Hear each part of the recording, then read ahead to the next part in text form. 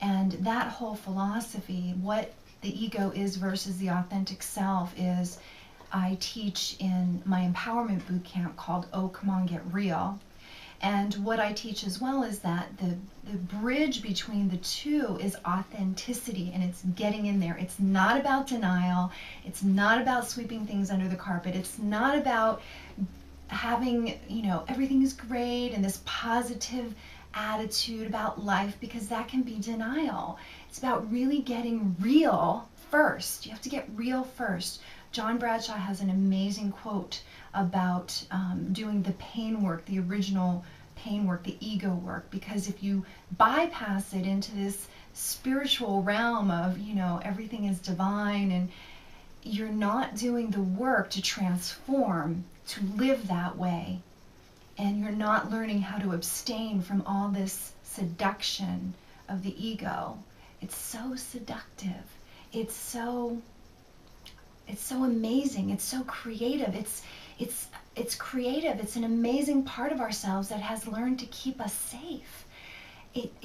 It's phenomenal. It keeps us safe from what we think we need to fear, and from what we do fear, until we know better, until we have a new way of looking at things. But the ego's amazing. It's an amazing part of ourselves that was developed within our own consciousness. I say that everybody suffers from multiple personality disorder, and the reason I say that is because when trauma happens, we fragment and we build these amazing masks and these amazing coping mechanisms and techniques and ways to soothe ourselves, because we don't know any better as we are growing up. The unfortunate part about that is that as we get older, that child archetype, that child within ourselves that has learned these coping mechanisms, has been around for a long, long time, and that child aspect, that child archetype will take over. You see it all the time.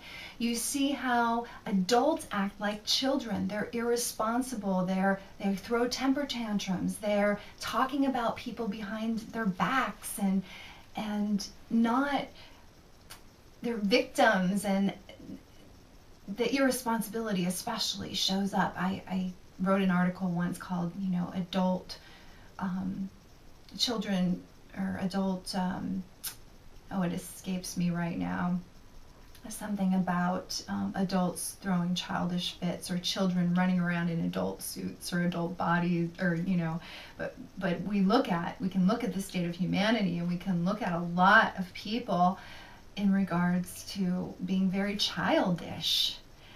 What I help people do is get back to being childlike, living life with a magical child archetype, that everything is amazing, and seeing the beauty and the magic and the joy, and having more laughter, and not, going back to innocence, which is what you are.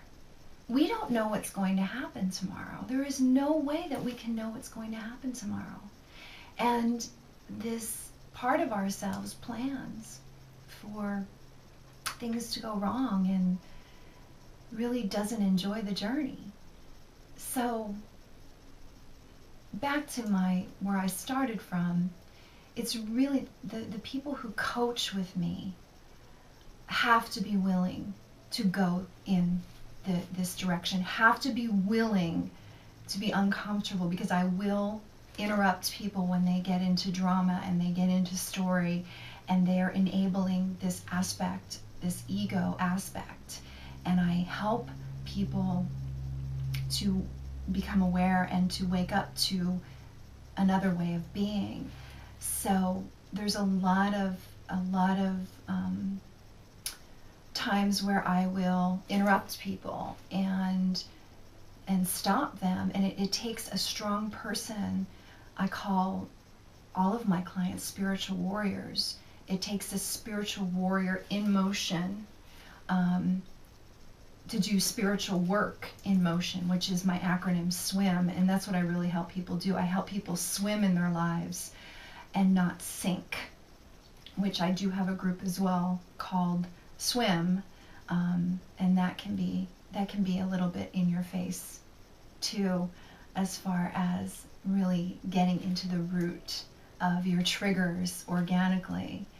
So swimming instead of sinking, which is staying in the not knowing, is all part of this.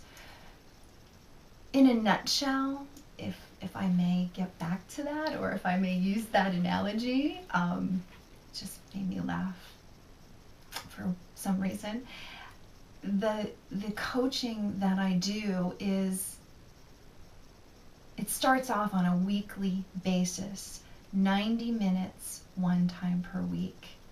And that's where all the foundations are laid, and the teachings and the applying whatever you need to apply in your life, whatever individual clients need to apply, because everybody's different. There's no one way. There's no one way. And I have all of my clients fill out an in-depth questionnaire prior to seeing them, so that they can give me a history and not come in there and have to tell me everything that's happened in their lives. So the questionnaire covers the past, but it also covers some of their goals and some of their desires and dreams, and triggers are on there too.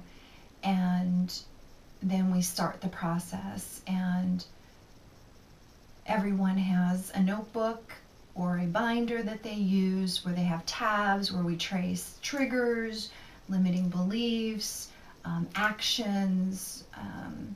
Everyone's notebook is different, and my clients get a lot of handouts, and affirmations would be a section in their notebook where they start to work on their desires. And so it really takes someone willing to do the work involved, and to be committed, and to really want to change. And my whole thing is that too often, including in my own life, people wait until they hit rock bottom in order to change. And that's divine, because your soul is always going to take you where you need to go. You are going to create what Neale Donald Walsch refers to as a contextual field, so that you eventually remember who you are. It's that simple. And unfortunately, people don't listen to the signs. The ego's so strong that they avoid change at all costs. And what happens is, with that addiction, there comes a point in one's life where they hit rock bottom. And what my whole hope is that I lift up the bottom for people.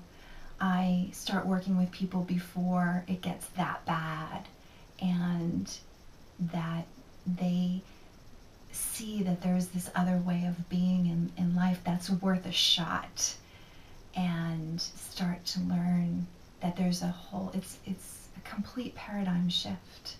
It's a complete way of living that is full engagement. You're fully engaged. There is no unconsciousness. There's no denial. You know yourself. Know thyself, and to thine own self be true. Those are two of the things that have come from the Bible that I think are profound and so relevant.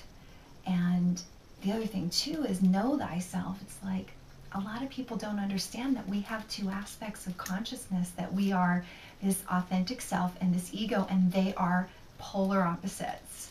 And if you don't recognize them, you have no way of creating a way to manage your life. Your life becomes unmanageable. It's no different than another addiction, because you're not in control. There's no way that you can be in control of your life if you don't learn what this authentic self is. There are some exceptions. There's exceptions to everything that I say, but for the most part, at least not as in control as quickly. That's one thing I say about my work, is I am on the fast track. This is the fast track. I've learned so much and done so many different things in my life that I've boiled all down to a fast track to freedom. And that's why it takes a spiritual warrior to work with me, and someone who will continue to swim, pick themselves up, and every time they sink, and just keep swimming and keep doing the work and not give up. So I hope that covers everything, at least the important aspects of what to expect in my coaching. There's always more that I could share, but I think that that gives a good idea